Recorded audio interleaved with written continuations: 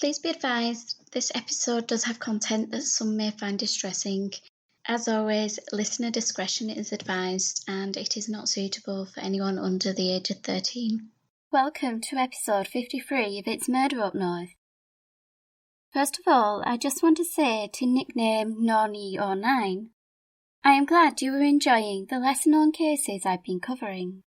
And Lou9848, I am very happy that my voice gives you a little taste of home. Thank you both for your wonderful 5-star reviews on iTunes. My podcast of the week is hosted by Kevin. He has been a wonderful supporter of the show, and I would really appreciate it if we could return the favour and give the Jury Room podcast a listen. Here is a sneak peek.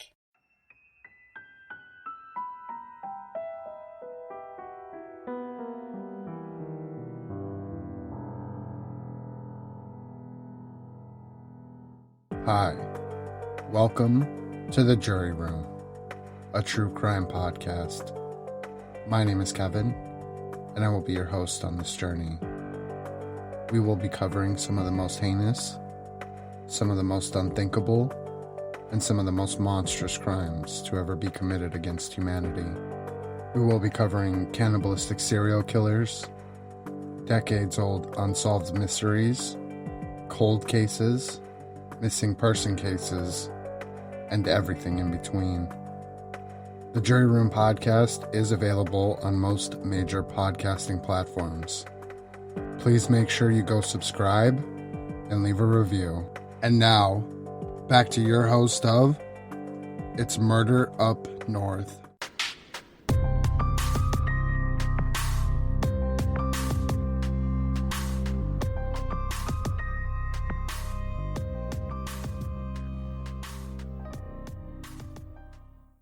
Saturday, the 6th of September, was a warm, sunlit day. The sky was blue, without a cloud in sight. It was a beautiful day. A day when people would head to the beach or go walking in the countryside. But this was not a normal summer's day. Despite the glorious weather, a sombre stillness lingered. Crowds had gathered in the city of London, lining the Royal Mile, and the flags flew at half-mast around the city. It was 1997, and the crowds were there to pay their respects to the people's princess, Diana. The funeral cortege and service filmed and transmitted across the globe to be viewed by more than 2.5 billion people. Families gathered about their television sets, watching as the horse-drawn carriage, bearing the princess's casket, was led through the streets, followed by her family.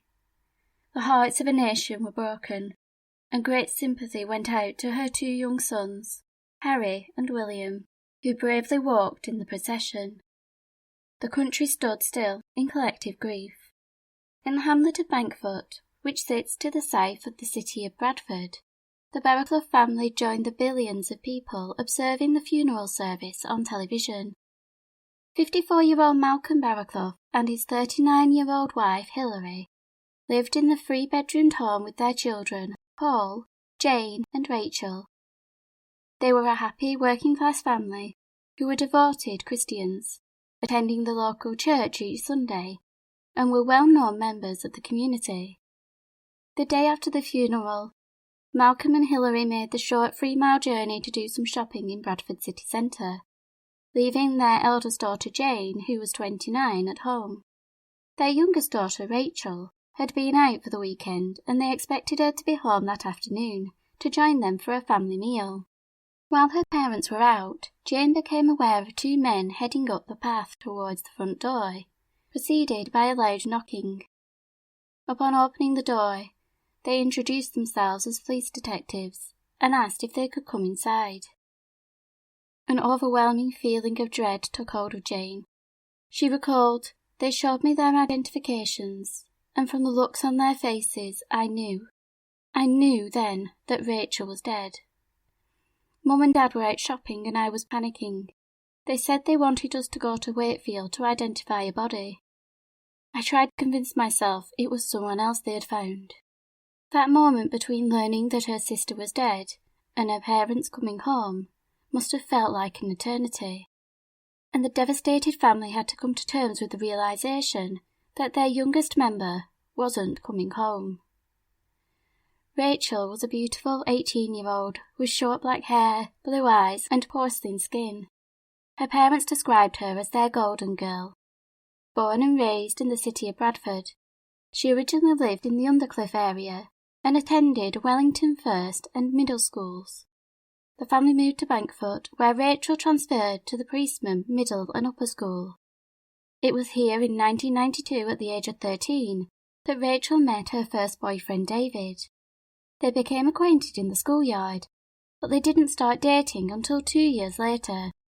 David recalled how they spent their time together, taking trips into the countryside to enjoy walking on the many hills and trails. They would talk for hours, and he remembered the poetry that Rachel would write for him, proclaiming how much she loved him. By 1996, the couple had started planning a future together and had become engaged. However, this was short-lived, and the relationship ended, although the two continued to be good friends. David would later tell the Telegraph and Angus newspaper that following Rachel's death, he began wearing her engagement ring on a chain about his neck. He told the reporter, quote, "I miss her terribly. She meant the world to me. If she was still here, I would have married her." Everyone remembers Rachel as the girl who was always smiling, the girl who would do anything for anyone. I would give anything to have her back. She had a heart of gold, pure gold. Rachel was so warm and kind. She was the sort of person who would give anyone a chance, no matter who they were. Upon leaving school, Rachel, being on the cusp of adulthood, began to carve out her independence, and had plans for her future. Rachel started working alongside her mum at a company which manufactured items for special occasions. She was employed in the gift wrapping department of the Unique Images Company. But to Rachel, this was just a temporary role, as she had an ambition to become a hairdresser and beauty therapist, with the intention of starting college that September. Despite Rachel only being employed at the company for a couple of months, she was a well-liked member of staff. Her manager, Chris Mello, stated, quote, "She was a hard-working and conscientious girl. Rachel kept herself to herself. She was one of those girls who was very quiet, but people liked her. It was a shock and a tragedy to everyone when we heard what happened. People still talk about her with fondness today, and she is sorely missed." 8 months before her death, Rachel started a relationship with Paul Hughes, whom she had met at the beginning of 1997 in Bradford. While in a nightclub, Carl had approached Rachel. There was an instant attraction.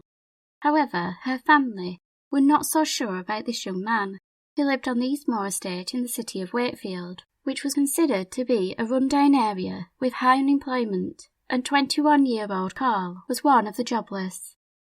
Her parents didn't approve of the relationship and were unsure about what their ambitious, devoted, Christian daughter saw in Carl. They noted that when he came to their home, he wouldn't speak and seemed distant. They couldn't see the couple building a future together. Despite their reservations, Malcolm and Hilary didn't try to prevent Rachel from having a relationship with Carl.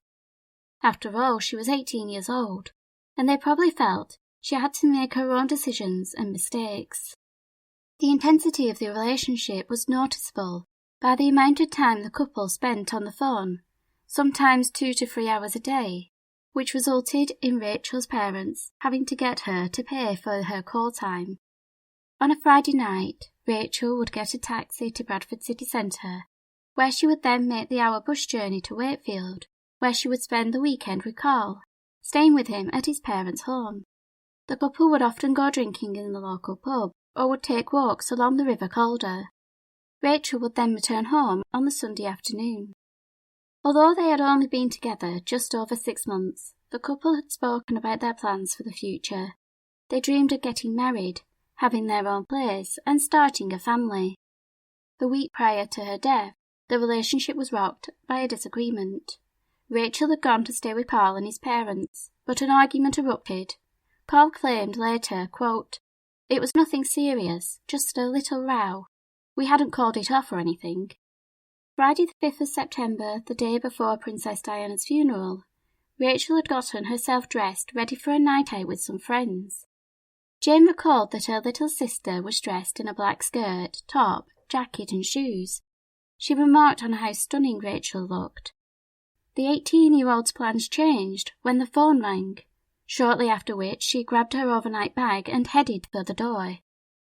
29-year-old Jane remembered Rachel letting her know her plans, quote, "She just said she was going to meet Carl. A taxi came and took her to the interchange." Jane watched her sister leaving the house. Looking beautiful in her outfit, her black hair was slicked back behind her ears, and she walked elegantly towards the taxi. This would be the last time Jane would see her sister. The taxi dropped Rachel off at Bradford interchange at about 8 p.m.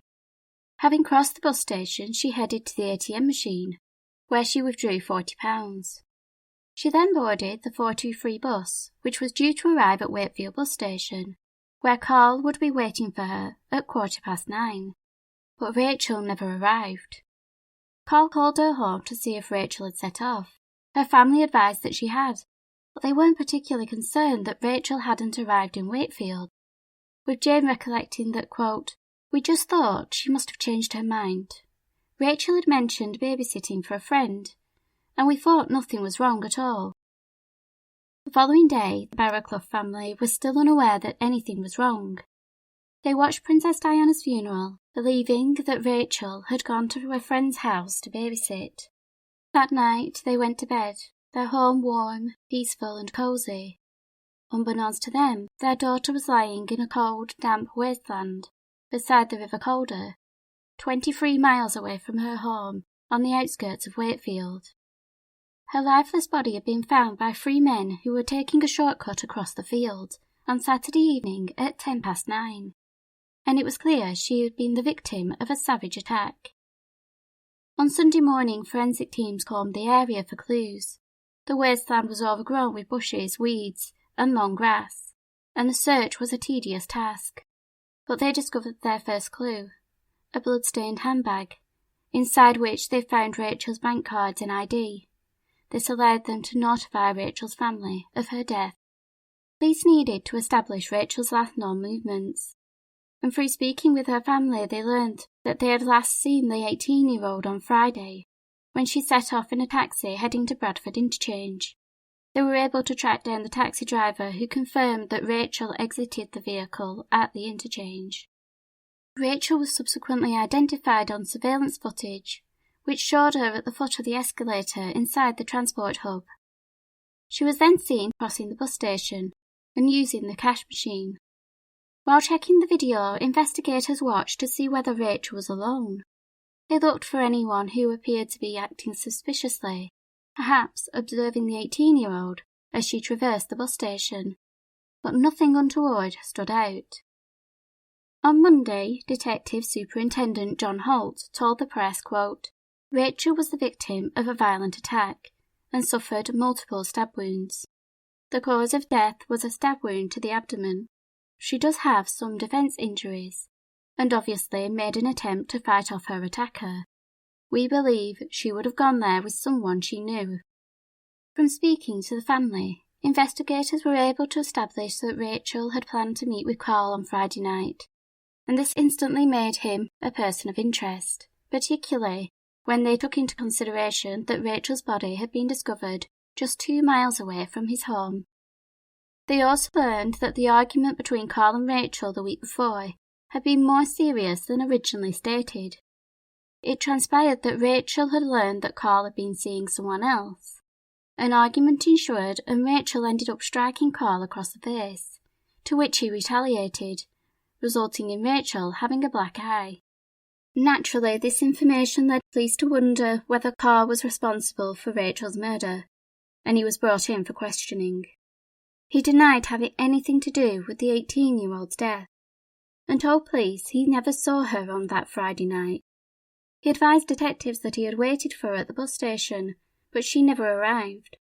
However, when the home he shared with his parents was searched, forensic teams discovered a blood-stained T-shirt. This was not enough to connect him to the crime, and police sought to utilise the newly installed CCTV cameras that had been activated in Wakefield city centre a week before the murder. While acquiring the footage, police continued to question Carl and issued a public appeal in which Detective Holt stated, quote, "She was an attractive girl and would have been fairly striking in appearance. I am certain there will have been people in Bradford or Wakefield, or who travelled with Rachel, who will remember her. We would ask them to come forward." As Carl was interviewed, he did reveal that he had arranged to meet with Rachel on the Friday evening. He told officers that he had waited at Wakefield bus station for her to arrive. However, when she didn't appear, he headed home. He proceeded to state that his father had been with him at the bus station, and that he had offered to wait for the next bus, just in case Rachel was on that one. Carl's dad, Stephen, returned home later that evening. When asked by his son, he said that Rachel never arrived. Carl told police that he proceeded to call the Barracloughs home a number of times that evening and the following day to see if they had heard from her, which Rachel's family confirmed to be true.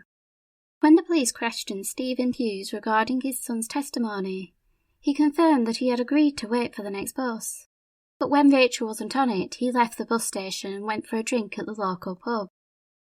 With both father and son denying seeing Rachel that evening, investigators hoped that the CCTV footage they had accumulated would hold the key to discovering what had happened to the 18-year-old, and hopefully reveal who was responsible. 4 officers were assigned to scour through hours of CCTV footage, looking for clues in every frame. As reported by KDIS, these officers worked up to 12 hours a day over a period of 7 days, and were able to identify 16 pieces of footage that they deemed to be important to the case. This video had assisted them in tracing Carl's movements that evening, including placing him at the bus station with his father. It also revealed that the 21-year-old had left the bus station at the time he had claimed, leaving his father alone to wait for the next bus. So far, Carl's story could be corroborated, and the suspicion against him was lessened when lab tests revealed that the bloodstained t-shirt recovered from the family home only had Carl's blood on it. Police wondered whether Carl had possibly gone back to the bus station later that night, so they continued to watch the hours of surveillance footage, but what they saw shifted their focus to a new suspect. Footage showed the 43 bus from Bradford arriving in Wakefield at approximately 9:10 on the Friday evening. And despite the grainy image, they were able to identify a figure that closely resembled Rachel disembarking. She is then seen walking with another figure, although again the footage was not clear enough to directly identify this individual. It was evident that whoever it was, they were known to the 18-year-old, as they are seen walking side by side, seemingly having a friendly conversation. Following the trail of cameras, the pair are then tracked heading south, leaving the city centre. At 9:20 they pass under a railway viaduct and are captured on a surveillance camera from a hardware store heading towards the River Calder, beside which Rachel's body would be found 24 hours later. Police were unable to locate any other cameras to confirm where the pair went next. Therefore, this last image was deemed to be the last sighting of Rachel. The officers continued to watch the footage, and a couple of hours later, the camera from the hardware store picked up the image of a man walking towards the city centre. When they compared this image to the man who had been seen with Rachel, it was confirmed to be the same individual. The police, however, were unable to identify him. They did note that his clothing and mannerisms were similar to someone else they had seen in earlier footage, Stephen Hughes. Even when confronted with this evidence, Carl's dad continued to deny having seen Rachel that evening. Police were certain he was responsible for the murder of his son's girlfriend. And on the 18th of September 1997, Stephen Hughes was remanded in custody. On the 10th of October 1997, Rachel's family were finally able to lay their daughter to rest during a private service at the family church that they had attended every Sunday. The Reverend John Turner, who led the service at St. Matthew's Parish Church and supported the family in their grief, recalled his memories of Rachel, quote, "She is remembered by many for her sense of fun and enjoyment and her sense of humour. At times she could appear quiet, almost diffident. Always first to offer help, she took part in the nativity plays and other pieces of drama in our Sunday services. On occasion she read the Bible in church, she sang with the singing group and served coffee after the services. Her thoughtful contributions in the preparation group were greatly appreciated. In the year or so before she was killed, we saw less of her, but were always pleased to see her. One notable absence from the service was Carl Hughes, who had been advised by the police that the family had requested he did not attend, and that they didn't want him to visit Rachel's grave or leave her flowers. Speaking to the Telegraph and Angus, Carl stated, "They wouldn't let me go to the funeral, and they said that I couldn't even go to her grave. We were in love, and it was terrible coming after her death." While waiting for the trial, the Barraclough family were dealt another devastating blow in February of 1998. Their house was broken into and precious mementos were taken. Among the items taken was a purse belonging to Jane. It wasn't the purse that bothered Rachel's older sister, but the fact that it contained a 50-pence piece, which Rachel had given her on the night she died. The purse also contained an eternity ring and charms from a bracelet, which had also belonged to Rachel. Jane stated, quote, "We were able to replace the other stolen things like a video recorder and CDs, but we can't replace Rachel's things. They were sentimental and meant so much to us. At least they can't steal our memories." The Sunday Mirror reported pleas from Jane, who stated, "We just want Rachel's jewellery back, because it means so much to us." In March of 1998, Stephen Hughes amended his statement. He admitted that when Rachel got off the bus, he walked with her to the Super Bowl bowling alley, which explained why he was seen walking with her past the hardware store, as it was in that direction. He claimed that he left Rachel at the bowling alley, and that was the last time he saw her. But police weren't convinced, and in September 1998, a year after the murder, Stephen Hughes would stand trial at Leeds Magistrates Court. One of the first to take the stand was pathologist Dr. Guy Rutty, who testified on the post-mortem results. He recorded that Rachel's time of death had occurred between the hours of 9:30 p.m. on the 5th of September and 1:30 a.m. on the morning of the 6th of September. During the examination, he identified a number of injuries to the body. Rachel had a number of bruises which had occurred prior to her death, and this included the remnants of her black eye inflicted by Carl the previous week. He proceeded to describe that the 18-year-old had injuries on her hands and arms consistent with defensive wounds.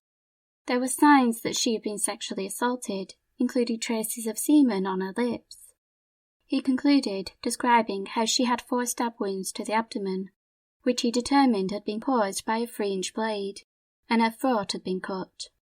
This testimony was followed by the evidence of Mrs. Pauline Simon, who had worked on the case as a forensic scientist. Her words would cast doubt on Stephen Hughes' involvement in the murder, stating that there is, quote, "very limited scientific evidence." Mrs. Simon began by explaining that the trace of semen recovered from Rachel's lips was insufficient to recover any DNA from, and therefore it could not conclusively connect Stephen to the crime. When Stephen's clothing was examined, Mrs. Simon stated that despite meticulous and thorough testing, she was unable to find any signs of Rachel's blood on the garments.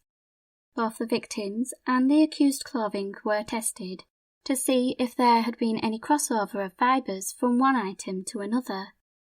However, Mrs. Simon advised that due to the smooth, shiny nature of both outfits, no crossover could be found, as the materials were less likely to transfer fibres.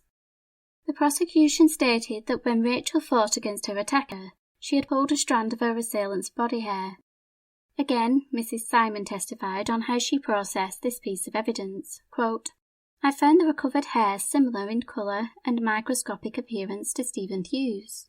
She was able to pull some DNA from this hair, but told the court that it could not be uniquely attributed to the defendant. Upon being questioned regarding whether the assailant would have had blood on their hands following the attack, Mrs. Simon responded, quote, "Yes, I consider it likely that some blood would have been transferred, but I would not expect the clothing to be extensively or heavily bloodstained. There was little spattered blood, just a few spots on the body." The court were then advised that Rachel's blood-stained handbag had been found discarded roughly 100 yards from her body. The area around the crime scene, including the river, had been extensively searched for the murder weapon. Yet these searches, combined with those carried out at the defendant's home, failed to locate the knife. The significant role played by surveillance cameras was also disclosed to the jury, who were advised that Rachel and Stephen's movements were both tracked utilising CCTV. The footage was shown in the courtroom, tracing the final moments of Rachel's life. They started with the footage from Bradford Interchange, which showed Rachel crossing the bus station just after 8 p.m. The camera sees her heading to the ATM machine, before retracing her steps to the stand from which the 423 bus to Wakefield would depart at 8:22 p.m. Almost an hour later, the bus arrives in Wakefield, and the cameras once again capture the image of Rachel. The prosecution told the court that the following footage showed Stephen Hughes meeting Rachel off the bus, and that they can track him walking with Rachel past the hardware store, a haunting image showing the pair casually walking along before they turn a corner and disappear from view in the direction of the wasteland where the murder would take place.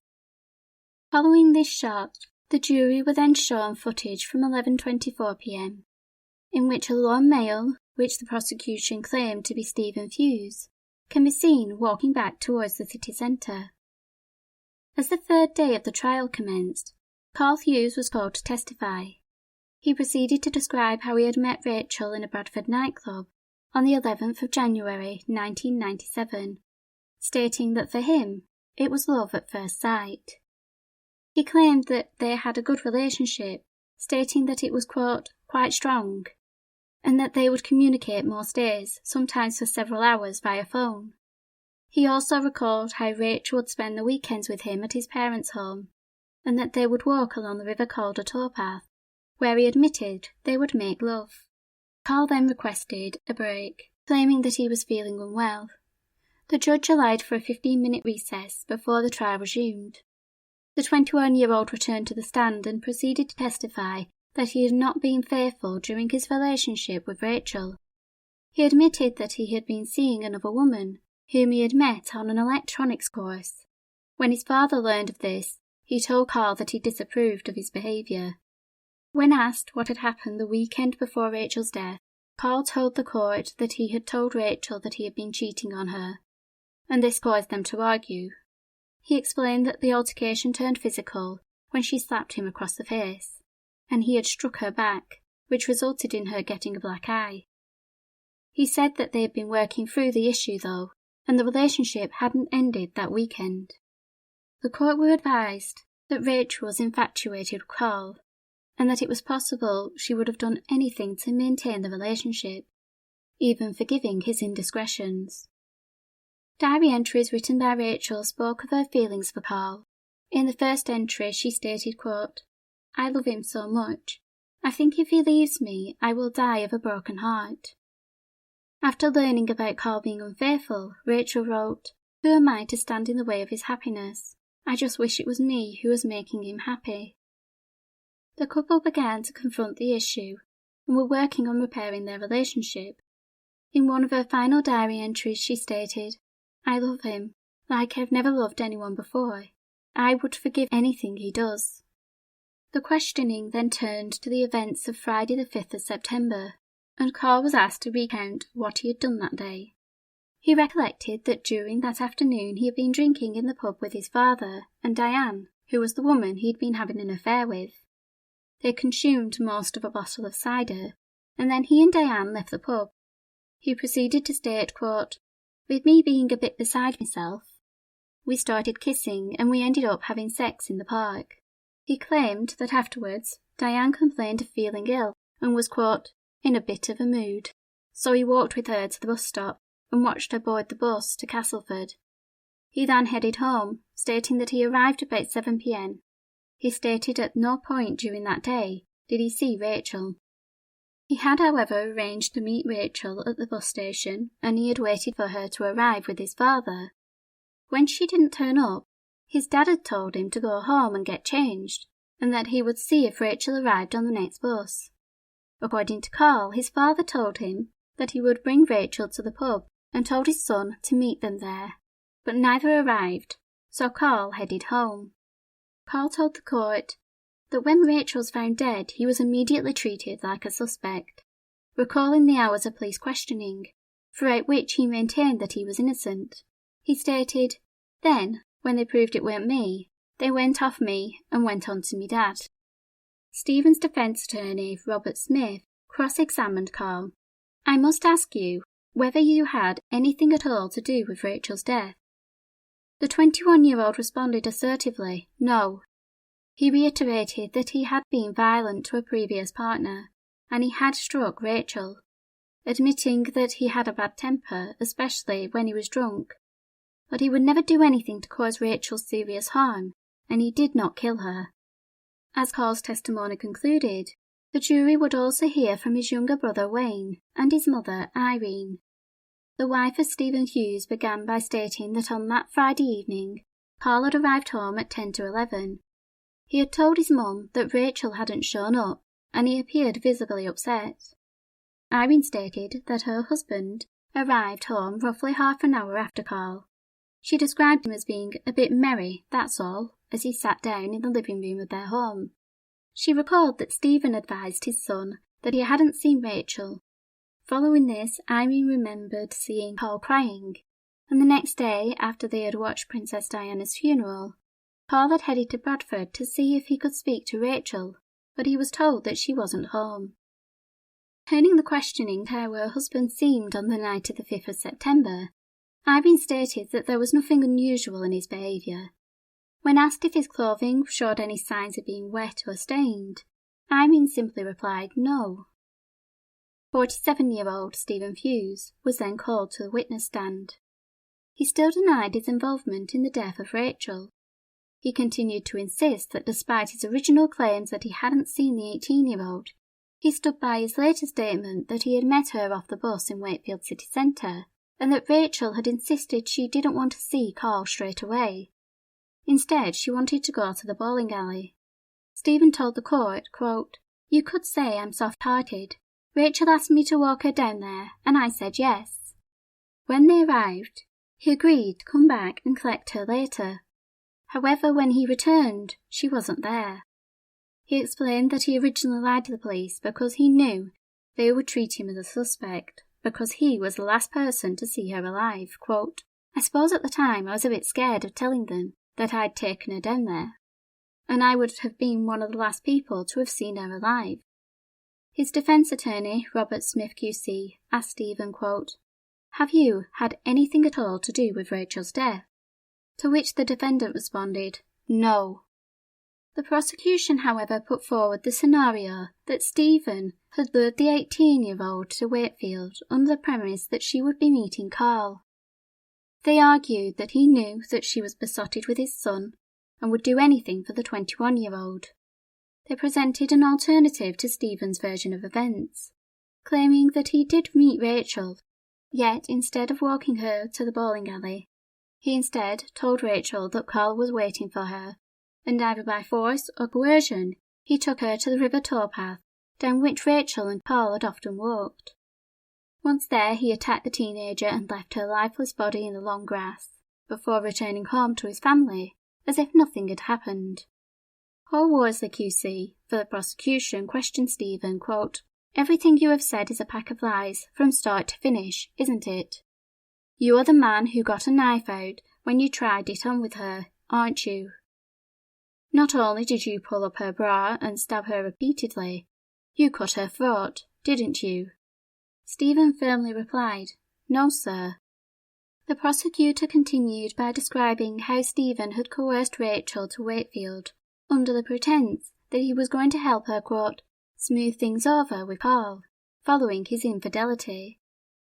Mr. Worsley proceeded to explain that Rachel trusted Stephen and wanted to patch up her relationship with Carl, but she would have to pay a price for Stephen's help, quote, but she would have to do you a favour and show you some affection. She wouldn't do it, and you took out a knife and threatened her, didn't you? You stabbed her to death and cut her throat, didn't you? It was then alleged that after he had killed Rachel, Stephen proceeded to steal the money from the teenager's handbag, which he then discarded as he fled the scene. When he returned home, he acted like nothing had happened, and lied about where he had been and who he had been with.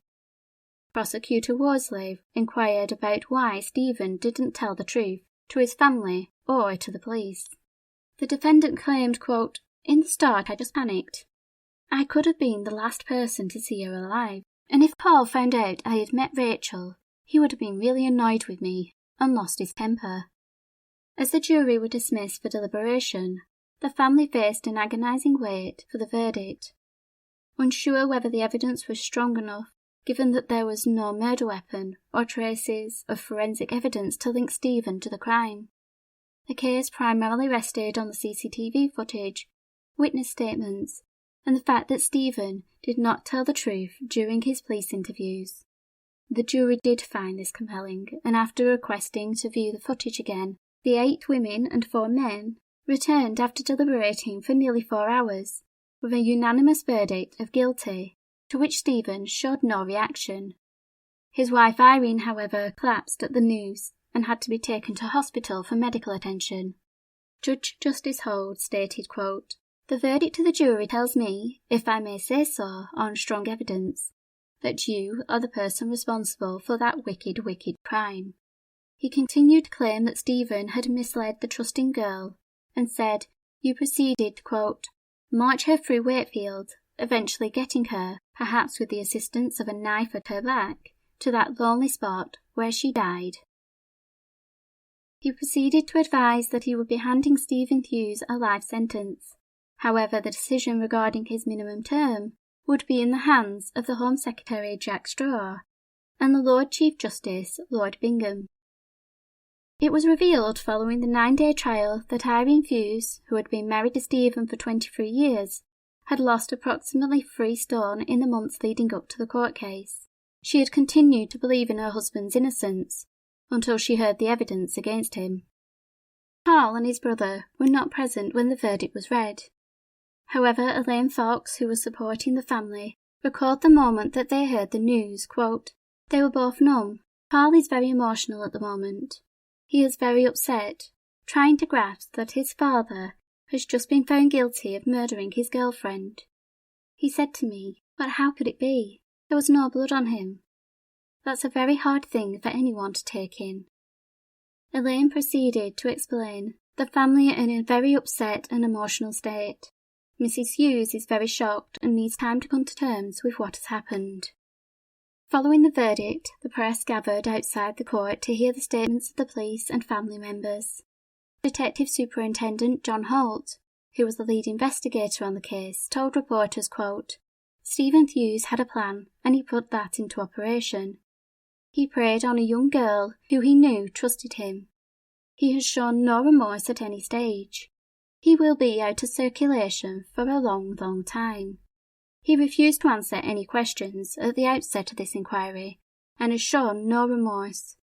I believe he had his own motives, as he quite clearly went out that night armed with a knife. Whether his motives were sexual or otherwise we will never know. Stephen Hughes has only ever told lies, and when given the opportunity to say what happened, he's refused to comment.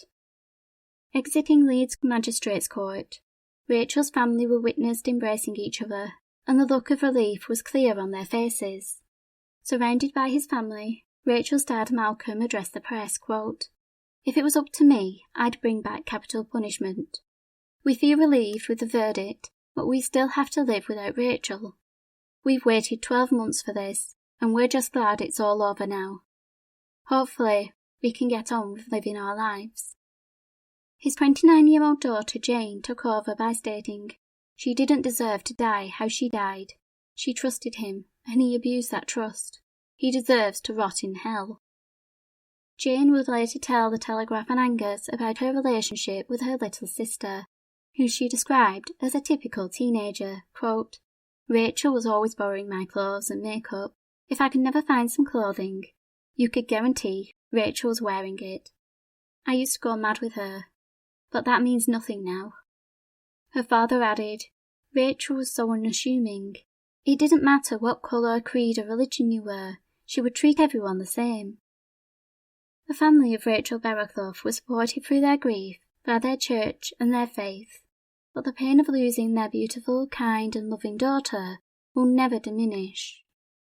Thank you for joining me for episode 53 of It's Murder Up North. Join me next week for episode 54. So in the meantime, keep an eye on those shadows.